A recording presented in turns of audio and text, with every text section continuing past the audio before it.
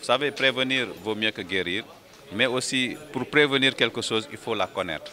Donc cet atelier de formation et de sensibilisation pour permettre aux acteurs électoraux de mieux comprendre qu'est-ce que c'est que la violence électorale, quels sont les enjeux, les conséquences, tout ça, c'est important parce que c'est ce qui permettra vraiment d'éviter vraiment des problèmes pendant ou avant ou pendant et après les élections. Parce qu'il n'y a que la paix qui peut vraiment garantir un développement. On ne peut pas parler de développement sans la paix. On ne peut pas parler d'avenir sans la paix. Donc c'est pendant la paix qu'on peut parler de développement, qu'on peut penser au futur et à l'avenir. Oui, c'est pour cela que je me félicite vraiment du discours d'abord du président du conseil régional de la jeunesse de Kédougou. Et comme vous connaissez, Kédougou aussi, c'est une région frontalière et c'est une région où il y a vraiment une très grande pauvreté. Et vous savez aussi parfois, donc c'est la pauvreté qui pousse certains à faire des actes donc, qui ne sont pas corrects dans la violence. Quand il y a un gars qui veut manipuler les gens dans la violence, ils utilisent énormément les couches faibles, c'est-à-dire les couches pauvres, les jeunes qui ne sont pas conscients, c'est eux qu'on utilise vraiment pour développer cette violence. Maintenant, si les jeunes ont compris, et si aujourd'hui nous avons une jeunesse consciente, dynamique, engagée pour le développement, je pense qu'à Kédougou, nous allons vraiment avoir des élections paisibles. Bon, vraiment, et cela aujourd'hui permettra vraiment le développement de Kédougou. Parce que l'enjeu du développement de Kédougou est énorme. Parce que Kédougou occupe vraiment aujourd'hui, si vous regardez sur les exportations économiques, la première place. Mais malheureusement, c'est la région la plus pauvre, la population la plus pauvre, avec une région dont je peux dire c'est la région la plus riche en ressources minières et naturelles. Donc, mais c'est la population la plus pauvre. Donc ça déjà, il y a un handicap aujourd'hui que nous avons ici qu'il faut résoudre. Donc pour le résoudre aussi, nous avons besoin de la paix, nous avons besoin de la démocratie, nous avons besoin vraiment d'une jeunesse consciente. Parce que la jeunesse est un levier incontournable pour le développement. J'ai peur comme je n'ai pas peur. Avoir peur parce que personne ne peut prévoir à 100%. Le risque à 100%, en fait, on ne peut pas le garantir. C'est la raison pour laquelle je pourrais avoir peur. Mais conscient aujourd'hui d'avoir une jeunesse assez dynamique, une jeunesse assez responsable, je crois qu'aujourd'hui, le processus électoral qui est en vue, la jeunesse aura une nouvelle approche.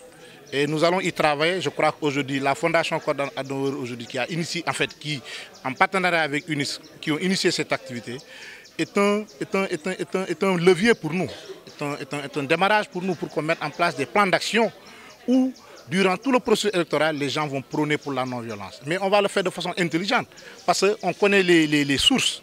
Tout le monde, tout à l'heure, dans les discours, on a compris qu'est-ce qui est à l'origine, qu'est-ce qui peut provoquer souvent les frustrations, la non-appartenance, la pauvreté. Nous allons maintenant attaquer ces fléaux maintenant à la racine pour qu'on puisse, dans une dynamique maintenant conjointe, parce qu'il faut le dire, il faut que tout le monde soit franc dans ce jeu-là pour que cette non-violence ne soit pas vraiment vécue. Mais au-delà de ça, c'est un défi que nous sommes fixés. Parce que tantôt, Nestor l'a dit, que Kédougou soit aujourd'hui une vitrine d'une concurrence saine. Et je crois que pour qu'on soit la vitrine d'une concurrence saine, il faut qu'il y ait des acteurs quand même assez responsables. Il faut qu'il y ait aujourd'hui des leaders assez responsables. Et je crois qu'aujourd'hui, la jeunesse, elle est assez consciente de ses responsabilités, de son rôle. Mais je crois que les leaders politiques qui nous entourent, nous allons aller vers eux pour qu'ils nous garantissent vraiment de leur franche collaboration pour qu'on n'utilise pas les jeunes quand même dans des questions de violence. Enfin, tout ce que nous organisons avec nos partenaires dans le domaine de la jeunesse, c'est pour renforcer la jeunesse dans ce sens de leur donner plus de confiance en eux. Les jeunes sont, comme vous le dites et comme tout le monde l'a dit ce matin, sont une frange de la population très dynamique, très ambitieuse, mais aussi très vulnérable, puisqu'ils sont en processus de maturation et souvent assez... ils sont susceptibles d'être instrumentalisés par telle ou telle tendance ou bien voilà, donc il y a aussi des risques. Donc là, tout ce que la jeunesse a de bon, a de constructif, a de créatif, il y a un autre pendant et là ce danger, surtout quand il s'agit par exemple d'élections, comme on a prochainement, on aura les élections locales.